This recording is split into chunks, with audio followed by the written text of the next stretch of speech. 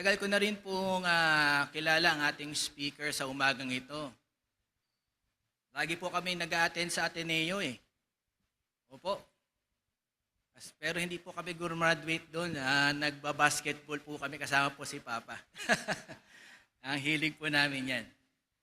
Nasa PBCC din po ang church po namin, Philippine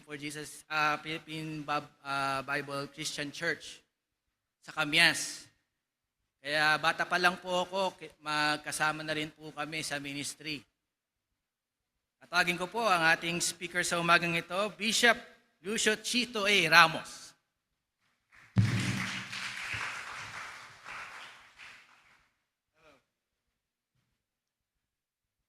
Purihin ang Panginoon. Test. Hindi ka na ito kailangan. Kailangan na. Hello. Hello. Test. Hello. Test. Parang ayaw. Okay na ba? Wala.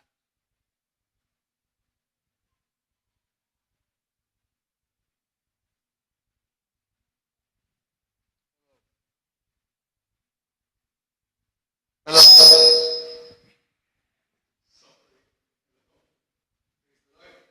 Actually, nung nakita ko po okay lang ba akong lumakad-lakad? Hindi ako sanay na nakasteady rito eh. Nung makita ko si John kanina, bumalik bigla sa alaala ko yung nakaraan. Kasi matagal ko siyang hindi nakilala. Naalala ko tuloy nung yung mga panahon na kami ni Bishop Leo ay nung siya ay active na active dun sa haranahin si Jesus, parang gano'n, ano? Yung mga evangelistic group.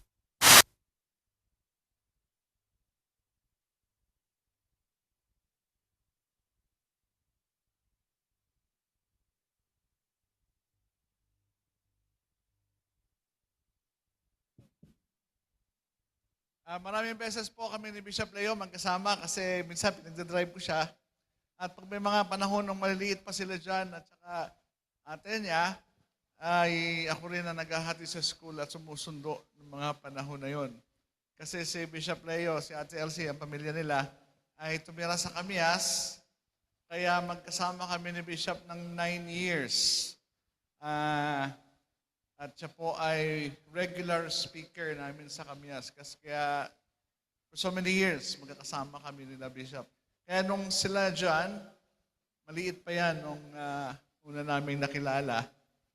Kaya ngayon, may pamilya na, may anak na. Anyway, ako po'y natutuwa sa mga narinig kong mga sharing time, especially kay Pastor na at kay Kuya Oscar na, kanina Oscar na, yung mga ginagawa niyong church planting project.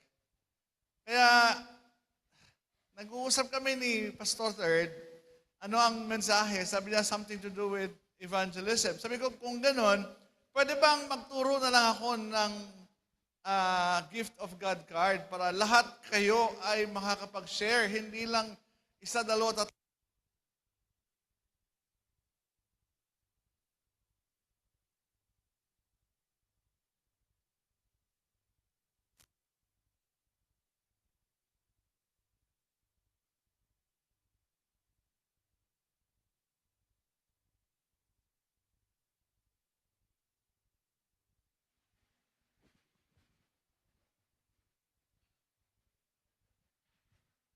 Kaya ang naging usapan namin, sabi ko, sige, magturo na lang ako dun sa mga Kristiyano na, pero sa mga wala pang assurance na kung kayo'y mamamatay ngayon o mamaya, wag naman sana, no?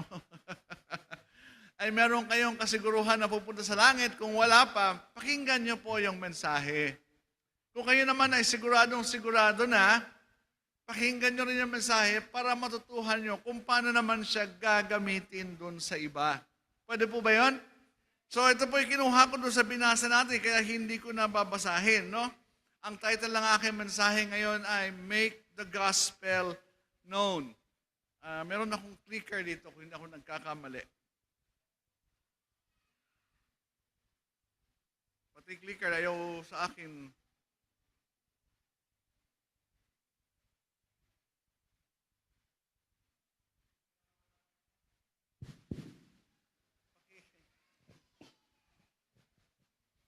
So tayo po sa daling manalangin. Panginoong Diyos, sa umaga pong ito kami lumalapit sa inyo at pinupuri namin kayo. Wala po kayong ibang nais sambahin kundi kayo lamang sapagkat kayo lamang ang Diyos, wala pong iba. Panginoong Diyos, kami po ay nagtitiwala sa iyo lamang because you are the Almighty God. You are the Creator of all things, whose power is beyond imagination, whose power is even beyond understanding. You are Almighty God. Thank you so much, God, that you allowed us to come together to honor you, to worship you, to lift up your name. And we thank you so much, God, for your presence today. And thank you, Lord, for the gift of music that we can express what is in our hearts to worship you. Thank you, Lord, for the opportunity to pray. But this time, Lord, we want to hear you. We want to listen to you. Lord, my own words mean nothing.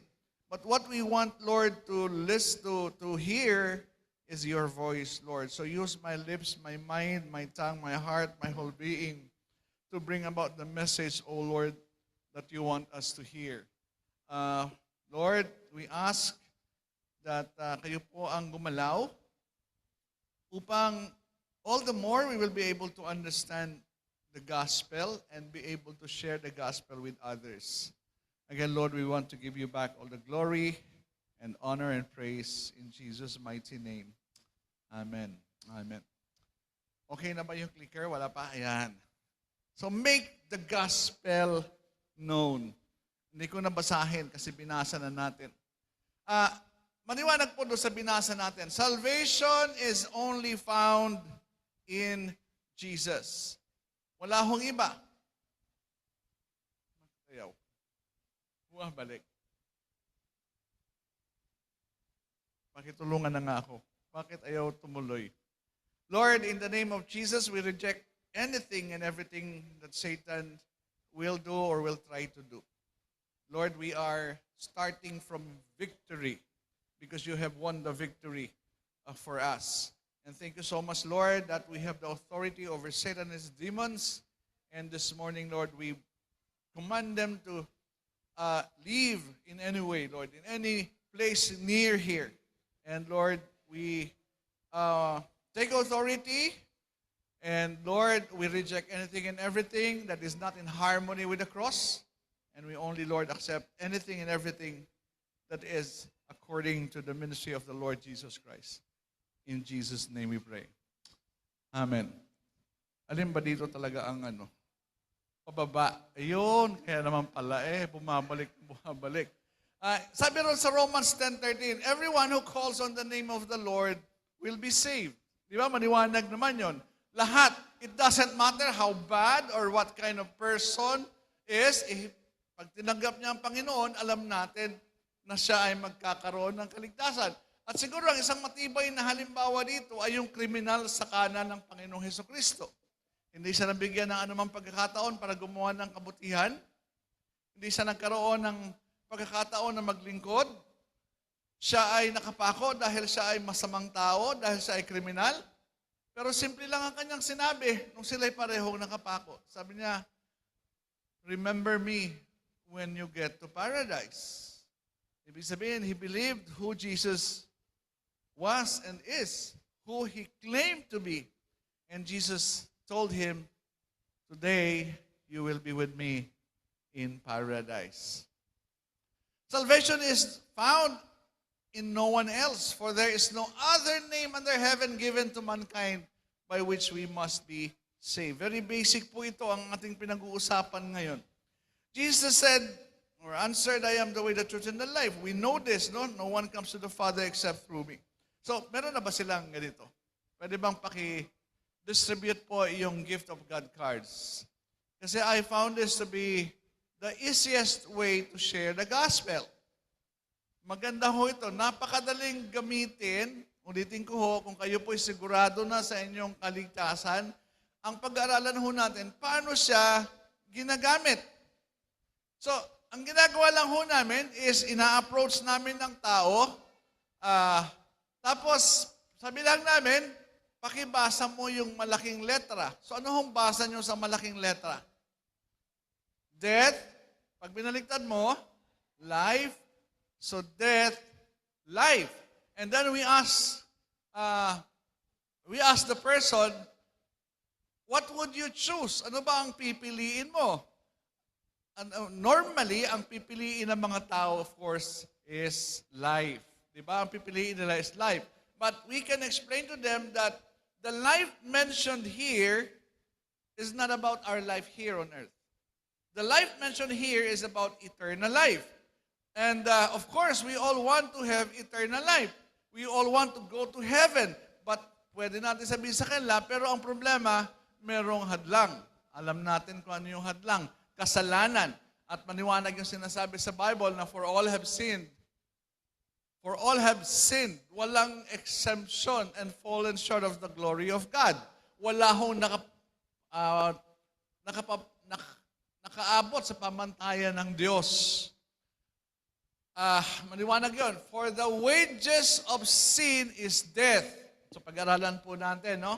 Ang ibig sabihin yan, one sin equals one death. So and there are two kinds of sins. Sabi ho nila, may dalawang klase ng kasalanan, ang katotohanan, sin of omission and sin of commission. So ano yung sin of omission? From the word omit. You omitted to do what is required of you.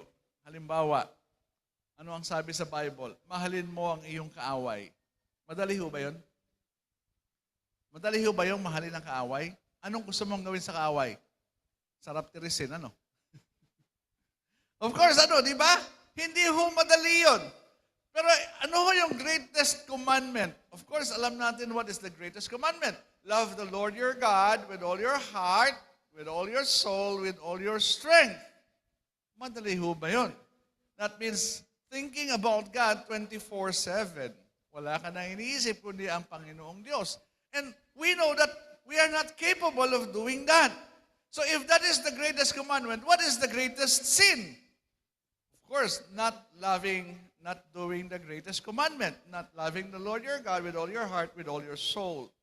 And so that means we are all guilty of the sin of omission. Hindi natin kayang sundin lahat ng inuutos ng Diyos. Pero meron pang isa, the sin of commission. The sin of commission, there are two ways by which we can, three ways. Number one is by doing. Alam natin yun, when we do something that is not right. Nagnakaw, nanakit, matay, nangupit, yung mga anak dyan, mahilig, dumukot sa bulsa ng inyong magulang. Alam natin lahat yan. That's by doing. But we also sin by speaking. Gusto ko lang kong tanungin. Sino ho dito ang hindi pa nakapagsinungaling? Wala. Lahat tayo nagsinungaling. Tama, di ba? Actually, may nagkaroon nga ng contest sinong pinakasinungaling sa lahat. Amerikano, Canadian, mga Arabo, etc. Ang dami lang pinagsasabi. Isa lang ang sinabi ng Pilipino, pero siyang nanalo na pinakasinungaling sa lahat. Sabi lang niya, ako ang taong hindi marunong magsinungaling. Siya ho ang nanalo na pinakasinungaling sa lahat. Sa pantanong, sino ho dito ang hindi pa nakapamintas? Sino ang hindi pa namintas? Sino ho ang hindi pa nanlait? Sarap ng tawa niyo, mukhang guilty kayo. Pare-pareho tayo, di ba? So, we sin by speaking. Di ba? Ay ano ho ang sabi ng mga eksperto? Sabi ng mga eksperto, from the moment, sabi niya, yung mga lalaki daw, merong 12 to 15,000 words a day. Dami, no? Yung mga babae, 24 to 30,000 words a day. Doble. Generally speaking, hindi ko sinasabing lagi. Sabi ng mga may asawang babae, kasi we have to repeat everything we tell our husbands before they do something. Tama ba yun, mga misis? 24,000 to 30,000 o 12,000 to 15,000. Ilan ang hindi acceptable sa Panginoon? Marami. Di ba? Ito ang sisiguraduhin ko sa inyo. Pag kayo nag-usap at pinag-usapan nyo ang ibang tao, hindi magtatagal, magkakasala kayo. Kung bakit naman, masarap pag-usapan yung iba. Tama ba? And we also sin by thinking. Yeah? Di ba, maliwanag yung sabi sa Bible, if you look at a woman with lust in your heart, you have committed adultery. If you have anger in your heart, you have committed murder. So we sin by thinking. And according to the professor, o mga experts, sabi niya, ang tao daw, from the moment you wake up in the morning to the time you retire at night, you have at least 10,000 thoughts.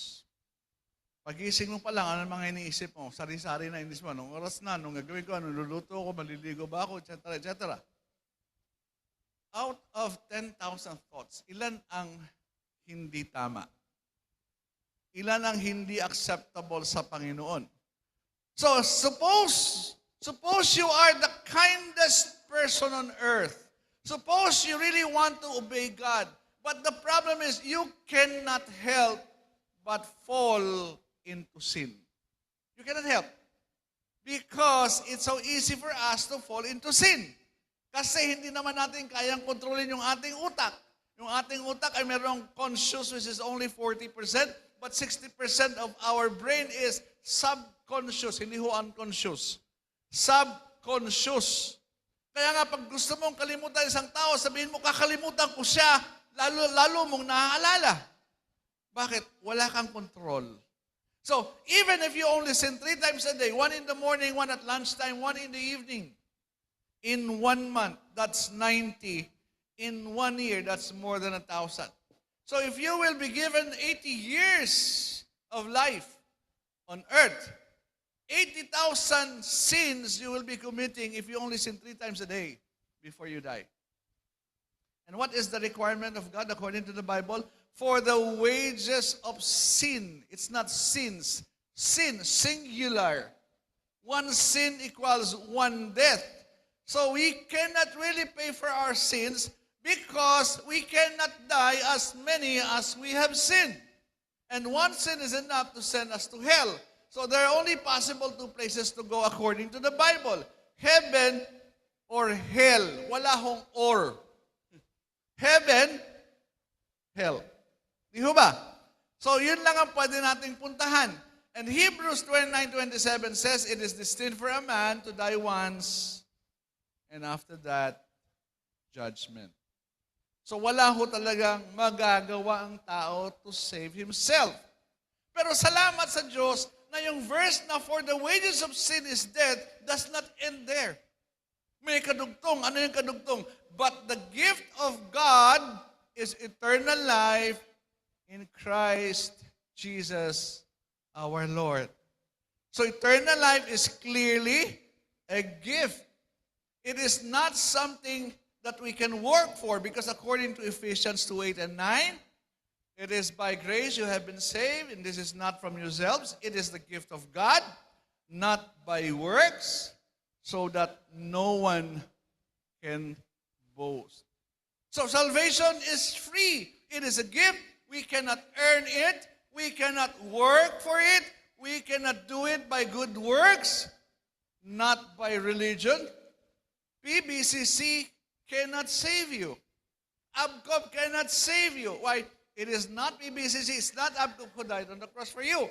PBCC can bring you closer to God, but any religion cannot save anybody.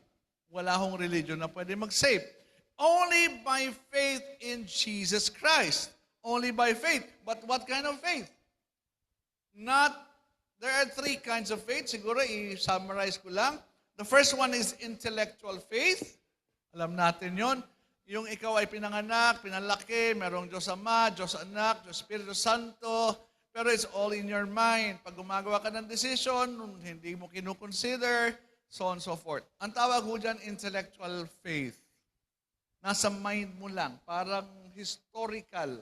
Parang si Rizal namatay para sa bayan natin, ano ngayon? Ano yung pangalawa? Yung pangalawa is temporal faith. It will not save us. Temporal faith means temporary. Anong ibig sabihin nun? Pag may problema ka, nananalangin ka. Di ba? Pag may problema ka sa pera, pray ka. Kaya marami sa atin, lagi nagpipray kasi lagi walang pera. Okay lang yun. Pero ang Diyos ay tumutugon. Ano pa? Pag may problema ka sa health, nagpipray ka. Pag may problema ka sa relation, nagpipray ka. And which is good, But after your prayers are answered, see you next problem, God. That will not save us because it's temporary. What is saving faith? Saving faith, we know, is trusting on Christ alone for eternal life. Nothing and no one else can save us except our Lord Jesus Christ. Because he said, I am the way, the truth, and the life. No one comes to the Father except through me. So how can we receive eternal life? The Bible says, if you declare with your mouth Jesus is Lord and believe in your heart that God raised him from the dead, you will be saved. For it is with your heart that you believe and are justified, and it is with your mouth that you profess your faith and are saved. Napakasimple ho na pag-share ng gospel. We can finish it in 5 minutes. Less than 5 minutes if we really want to share the gospel. This simple card can help us. Because when you hand it over to a non-Christian at nabasa nila, death, life, nagkaka-interest sila. Ay, oo nga, ang cute. Pwede ka na hong pumasok sa gospel. But anyway, meron ho ba ditong hindi pa siguradong pupunta sa langit? Do we need to pray the sinner's prayer still? Siguro mas maganda manalangin na lang tayo, para sigurado. Isang bagay lang po, wala hong overdose ang pagpanalangin ng pagtanggap. Kahit gagawin mo lang to encourage others. Pwede ho ba? Sige, tayo ho'y manalangin. Kung hindi ka sigurado, make this prayer as your personal prayer that is true to your heart. Okay, amen? So let's pray. Panginoong Diyos, salamat po sa araw na to. Inaamin ko po na ako'y makasalanan, na hindi ko kayang iligtas ang aking sarili. Tinatalikuran ko po ang kasalanan. Patawarin niyo po ako. At binubuksan ko po ang aking puso sa inyo sa oras na ito. Ako po'y naniniwala, Panginoong Jesus, na namatay kayo sa krus para sa akin.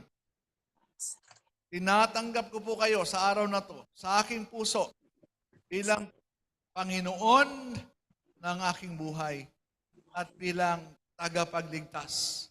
Ako po'y naniniwala na sa iyo lamang ang kaligtasan. Salamat sa buhay na walang hanggan. Puspusin mo ako ng banal na spirito at tulungan mo akong lumakad ayon sa iyong kalooban sa pangalan ni Jesus. Amen.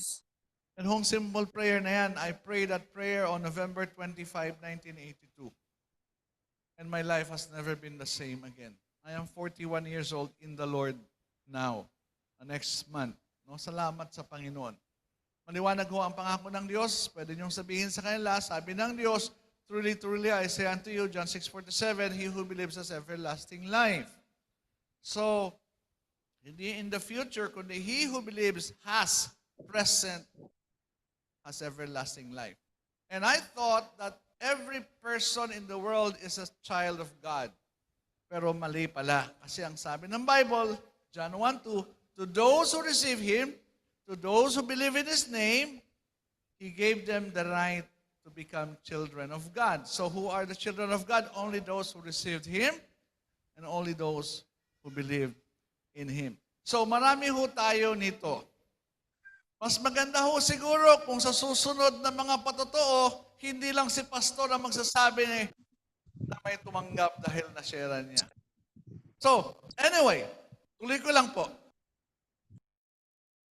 Kung hindi ho kayo confident dun sa pag-pray ng sinner's prayer, dun ho sa likod ng card na yan, merong guide na pwede nilang dasalin. Kaya wala ho kayong dapat ikatakot. So salvation is found in no one else but in Jesus. Pangalawa, people need to hear the gospel. Kailangan ho nilang marinig ang gospel. What is the gospel?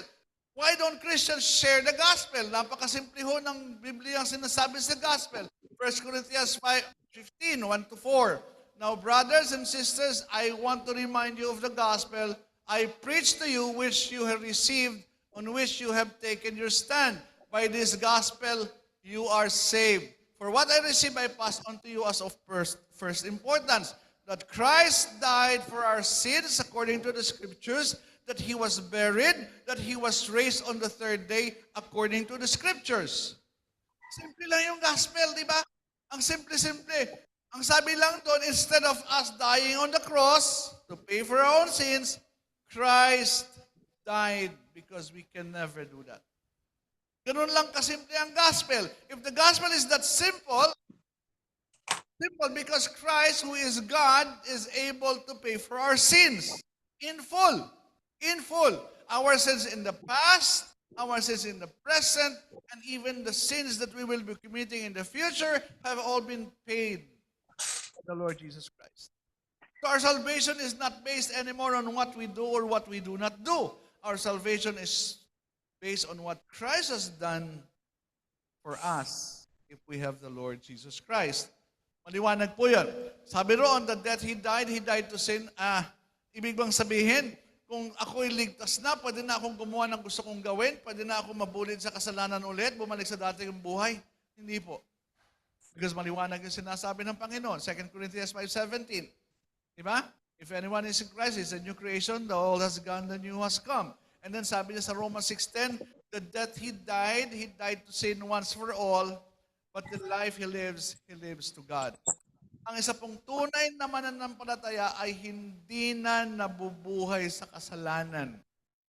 Nahuhulog. Magkaiba ho yun. Magkaiba ho yung nabubuhay sa kasalanan at nahuhulog sa kasalanan. Ang aking ginagamit dito ay parang yung baboy at saka yung tao. Pasensya po, hindi ko sinasabing baboy tayo. Hindi ho. Ang sinasabi ko lang, yung baboy, pag nahulog sa putikan, anong ginagawa? Nag-i-enjoy. Nginungod-ngod yung uso doon sa putik. Hindi ho ba? Ayaw umalis. Pero yung tao, minsan nahuhulog sa putikan pag tagulan. Nakakita na ho ba kayo ng taong nahulog sa putikan, inginudngod yung uso doon sa putik? Wala. Hindi ho ba? Ang tendency natin, umalis.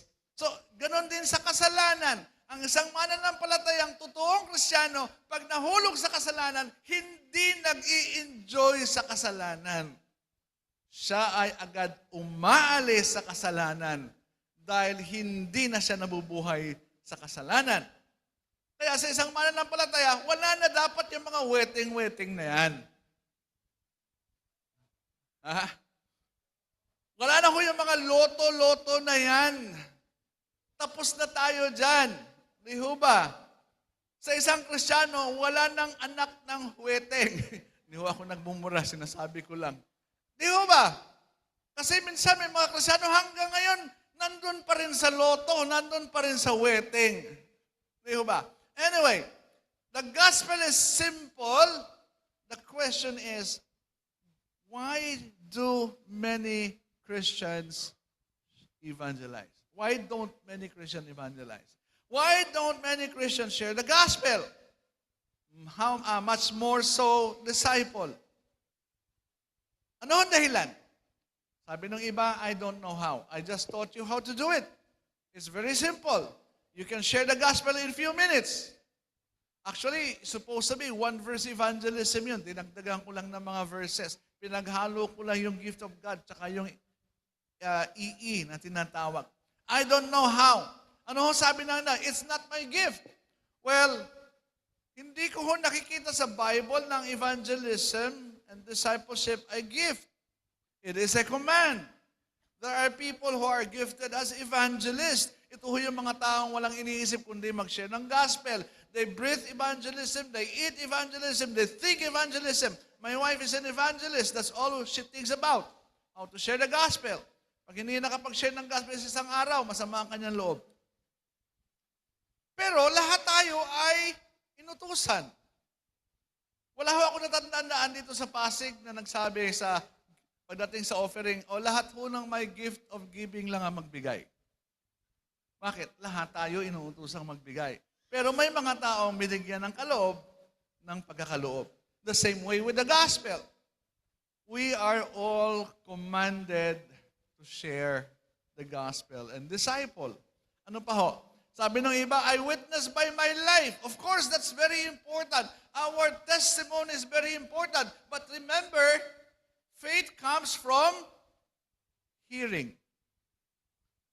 Faith, hindi sinabi doon na faith comes from observing. Faith comes from hearing. That means we need to open our mouth and share the gospel. Ano pa ho? It is the job of the pastors. No, no, no. It is the job of everyone. Pakisabi doon sa katabi. Trabaho mo yan. Pakisabi sa katabi. Trabaho mo yan. Huwag mo ipasa sa pastor lang. Okay? Ano sabi ng iba? I am afraid to get rejected. When we share the gospel and the person rejects the gospel, it is not us who is rejected, who are rejected. It's the Lord Jesus Christ. We are just witnesses. The job of the witness is to share what he has heard and what he has seen. Di ho ba? Yun lang yung trabaho natin. And we leave the result to God. So, when we share the gospel, the victory in sharing the gospel is not actually in bringing the person to pray the sinner's prayer. The job of a witness is to share the gospel. And we leave the result to God. I feel unworthy. Of course, if you are living in sin, talagang mahihirapan ka. And last, ang sabi ng isa, I don't have time. Dito ho ako may problema. Pag sinabi sa akin, I don't have time, ang tinatanong ko, how many hours do you have in one day? I think we all have the same 24 hours a day. Di ba? So if you say, I don't have the time, you're just saying, it is not my priority. Tama ho ba? Because when you want to do something, you find time, you make time. Bakit ho pag gusto nyong manood ng Batang Quiapo, may oras kayo? May nanonood ba dito ng Batang Quiapo? Bakit ho pagdating sa Netflix, meron kayong oras? Tama ho ba? Because you want to do it. So if you want to do something, you make time. You find time. So in a sense, what is the problem? Why do many Christians share the gospel? And the problem is simple. Because of excuses. It's because of excuses. Pakisabi nga sa katabi, huwag ka na magpalusot. Huwag na tayo magpalusot. Di ba? Bakit hindi tayo nagsishare? Ang dami nating excuse. Di ba? Pero, pag gusto, may paraan. Pag ayaw, may dahilan. Tama ho ba yan? Ulitin ko. Pag gusto, may paraan. Pag ayaw, may dahilan. Ba? Or maybe many Christians do not understand what obedience is all about. No? Evangelism and discipleship, taken as one, is the command. Pag gusto, may paraan. Pag ayaw, may dahilan. Sa English, if you want, there is a way.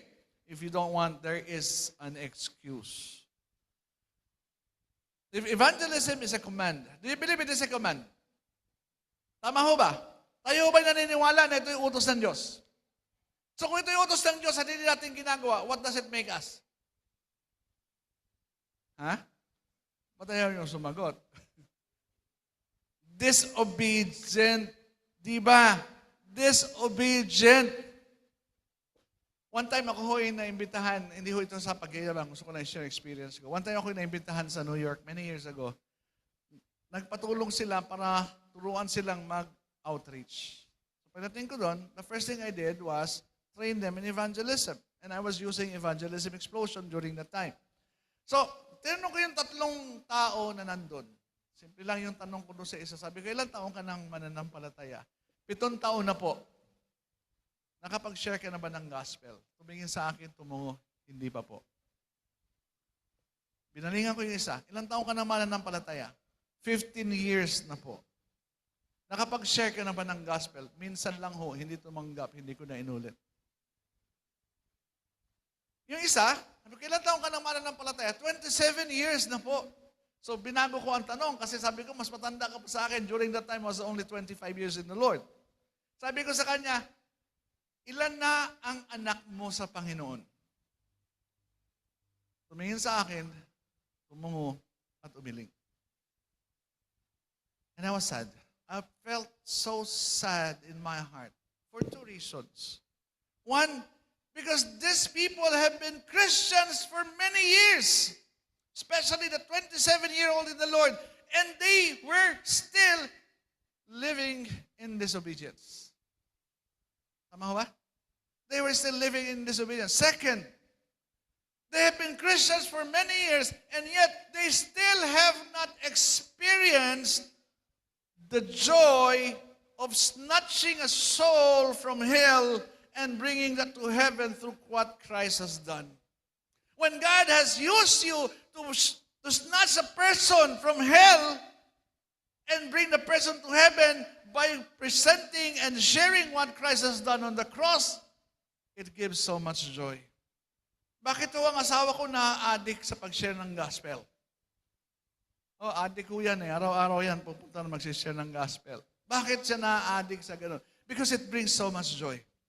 And that's why what I'm challenging you is try to experience sharing the gospel. And I tell you, when a person receives the Lord Jesus Christ using you as a channel, then you will have an unexplainable joy.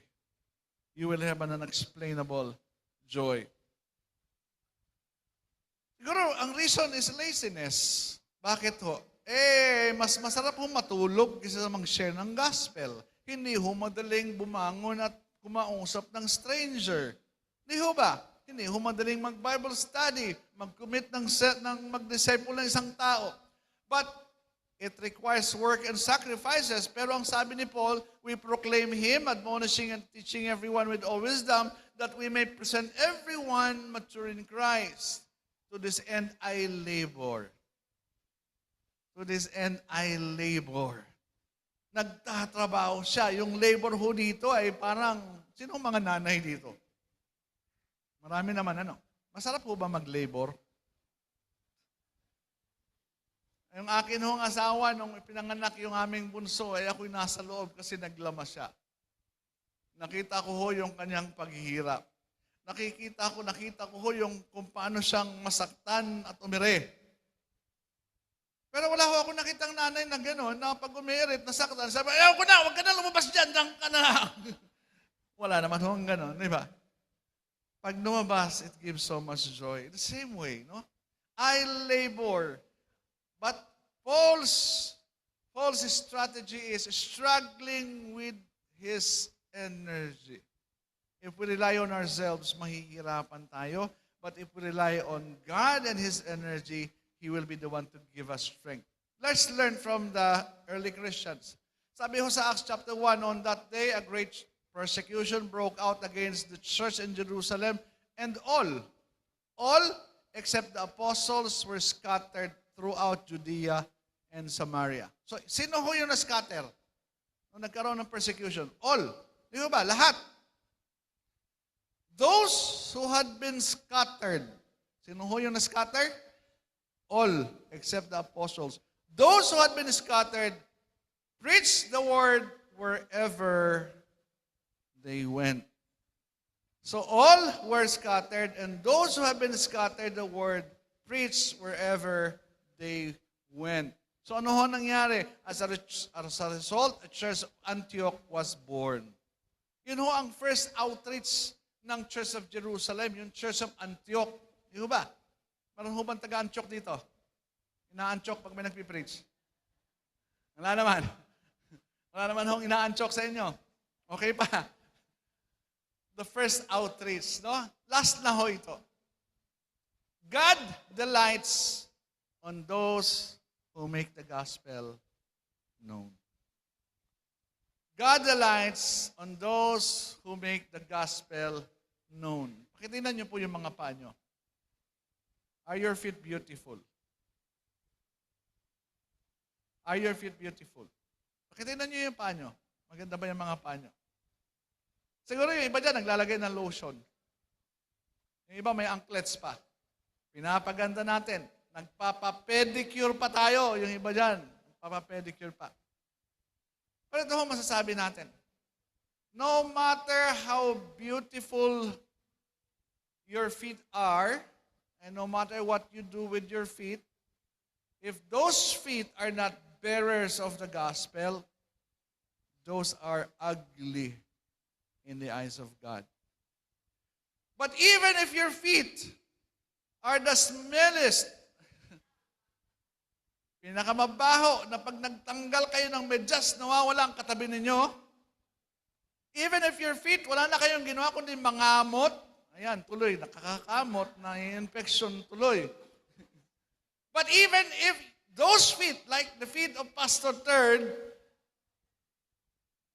are ugly, if those feet are bearers of the gospel, those feet are the most beautiful feet in the sight of God. Sabi niya sa Romans 10:13, how can anyone preach unless they are sent?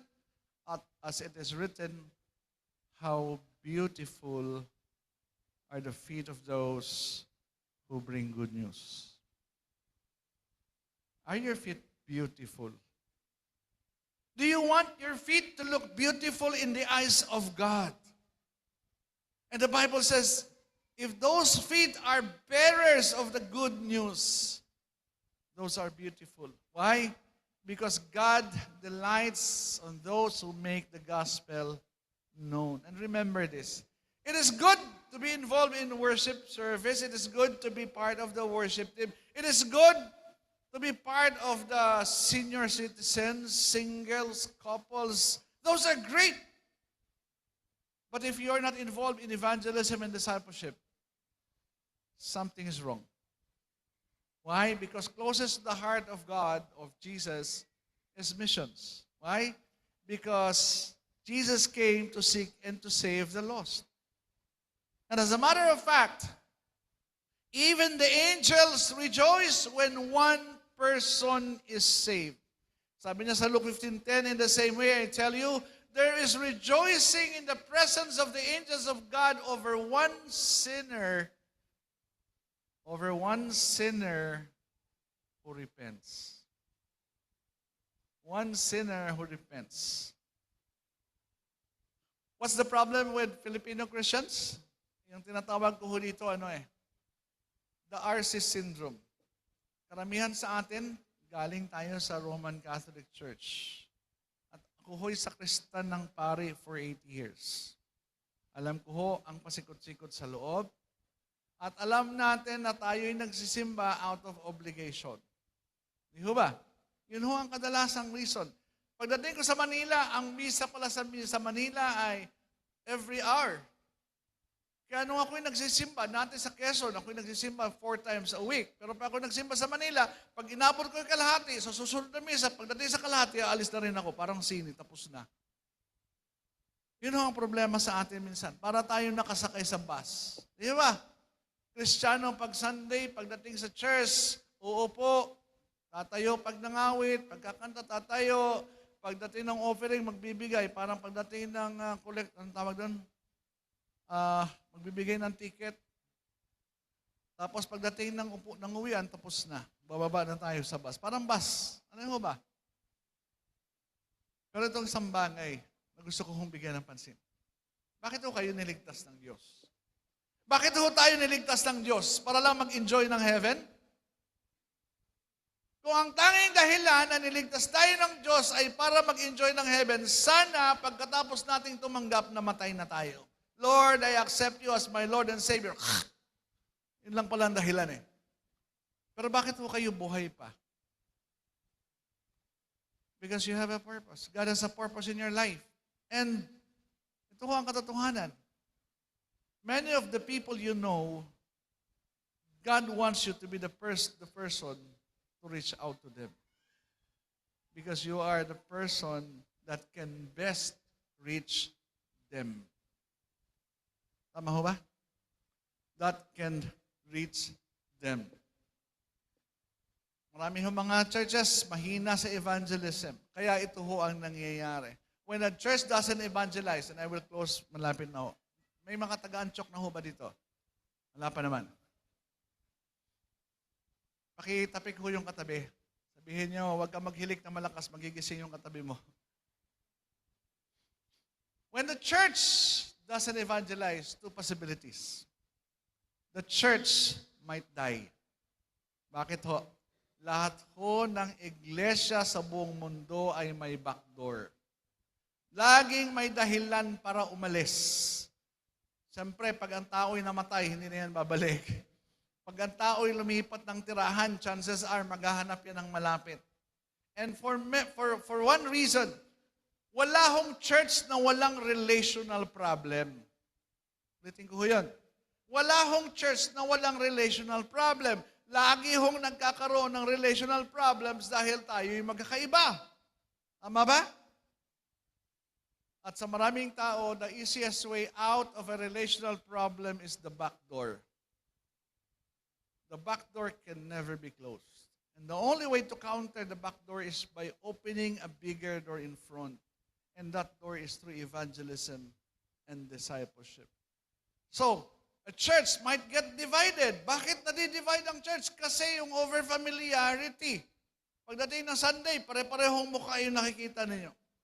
Tapos may prayer meeting, pare-pareho pa rin mukha. Pag mayroong birthday party, pare-pareho pa rin mukha. At dahil doon, nagkakaroon ng over-familiarity at nagkakaroon minsan ng church division. Alam niyo, masarap ang may baby sa bahay. Di ba, no? Pag may baby sa bahay, sarap umuwi, ano? Di ba? Ganon din ho sa isang iglesia. Pag may mga baby Christians, nakaka-excite. Di ba? Nakaka-excite. Kasi pag ikaw ang nagdala ng bagong Kristiyano sa simbahan, you have the tendency to protect that person. Di ba? To entertain that person. Alagaan mo yung tao na yan. Sa akin ang hindi ko alam kung nagawa ko na dito. Pwede ho bang tumayo yung mga nandito sa kanan ko? Sige ho, wag ho kayong mahiya. Kahit ho, Bishop, pwede tumayo. Pwede ho tingnan niyo yung mga mukha nila. Yan. Gagawa po, no? Pwede ho kayong umupo? Pwede ba kayong tumayo? Kayo naman ang tumayo. Pwede ho tingnan niyo yung mga mukha nila. Yan. Sige ho, pwede na ho kayong umupo. Salamat po. Pwede na kayong umupo. Bakit ko ho kayo pinatayo? Simple lang ho yung gusto kong bigyan ng pansin. If you have been a member of this church for at least 3 or 5 years, if you have been a member of this church for 5 years, because this church is how old na? 48. Tagal na, no? But if you've been a member of this church for at least 5 years, at wala kayong nakitang mukha na bunga ng inyong paglilingkod, something is wrong. Ulitin ko yan.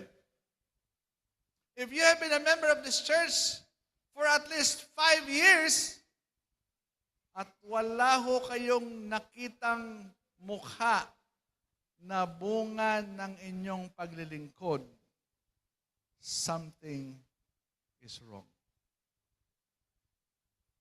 Evangelism and discipleship, hindi ho yan gift, yan ay utos. Ulitin ko, yan ay utos. Maliwanag ko ba yan? And I hope that the next time na mag-challenge ako sa inyo, may nakikita na ho kayong mukha na bunga ng inyong paglilingkod. So as I close, simple lang ho ang gospel, alam nating lahat. The gospel is the power of God. And the Bible says, I am not ashamed of the gospel because it is the power of God that brings salvation to everyone who believes, first to the Jews, then to the Gentiles. If it is the power of God, bakit hindi natin ginagamit? I would like to close with this story. This happens a few years ago. Yun ho, ako dating teacher ho ako ng EE, Evangelism Explosion Training.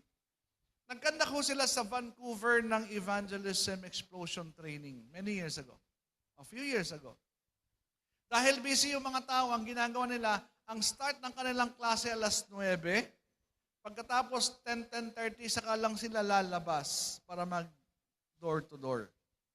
Hahanap sila ng mga bahay na bukas ang ilaw, saka sila kakatok. Sa kanilang pag-iikot, alas 11 ng gabi, may nakita sila isang bahay na dimly lit. Konti lang yung ilaw. Pero kumatok sila. Pinapasok sila ng isang babaeng in the 40s. And then, umupo sila, they share the gospel, they explain the gospel, and this person prayed to receive the Lord, and she started crying and crying and crying. And sabi nila, nakakatuwa naman po kayo, parang talagang tinanggap niyo ang Panginoon. Sabi ng bahay, halika kayo, sumunod kayo sa akin. At sila'y umakyat sa kanyang kwarto. Pagdating sa kwarto, ang nakita nila, isang lubid, isang bagong damit, at saka isang note. Nagulat sila. Sabi nila, ano po yan? Sabi ng babae, ako'y nanalangin sa Diyos. Sabi ko sa Diyos, kung totoong may Diyos, magpadala ka ng tao dito para kausapin ako dahil by midnight, I will hang myself. 11 o'clock. 11 o'clock, they knocked on the door. And before 12 midnight, that person prayed to receive the Lord and surrendered all those suicidal things that she prepared. People are waiting. People are waiting. And they are waiting for you. They are waiting for us. Pakisabi ho sa katabi, kumilos ka na. Kumilos ka na. Pakituro yung katabi, kumilos ka na. May nag-aantay sa'yo.